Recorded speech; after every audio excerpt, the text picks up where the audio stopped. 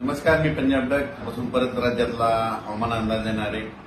पण राज्यामध्ये 15 तारखेच्या नंतर म्हणजे 15 जुलैपासून 15 जुलै 16 जुलैच्या दरम्यान मुंबईला पाऊस सुरू होणार आहे, नाशिकला पाऊस सुरू होणार आहे, पुण्याकडे पाऊस सुरू होणार आहे, कोकणात देखील पाऊस सुरू होणार आहे. म्हणून हा अंदाज मुंबई, पुणे, नाशिक त्या जनतेनं शेतकऱ्यांनी घ्यायचा. म्हणजे 15 तारखेला बऱ्याच भागामध्ये पाऊस सुरू होईल म्हणून हे लक्षात घ्यायचं.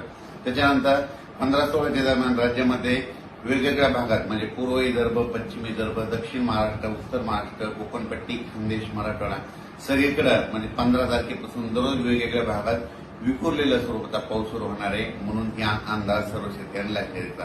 त्याच्यानंतर 15, 16, 17 पर्यंत हे पाऊस चालत.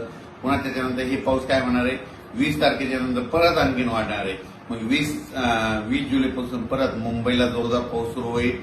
20, 21, 22, 23ला पुण्याकडे देखील जोरदार पाऊस सुरू होईल, नाशिककडे पाऊस सुरू होईल. राज्यात देखील पुन्हा काय होणार आहे, 20 जुलैच्या नंतर बऱ्याच ठिकाणी पाऊस सुरू होईल म्हणून हे अंदाज लक्षात घ्यायचा. पण विदर्भात, पूर्व विदर्भ आणि पश्चिम विदर्भ तर त्या शेतकऱ्यांनी खास करून हे अंदाज लक्षात घ्यायचा. विदर्भात मात्र 22 तारखेपासून 22, 23, 24, 25च्या दरम्यान विदर्भामध्ये काही ठिकाणी मुसळधार ते अतिमुसळधार, काही ठिकाणी अतिवृष्टी होणार आहे. म्हणून हा अंदाज विदर्भातल्या शेतकऱ्यांना लक्षात घ्यायचा.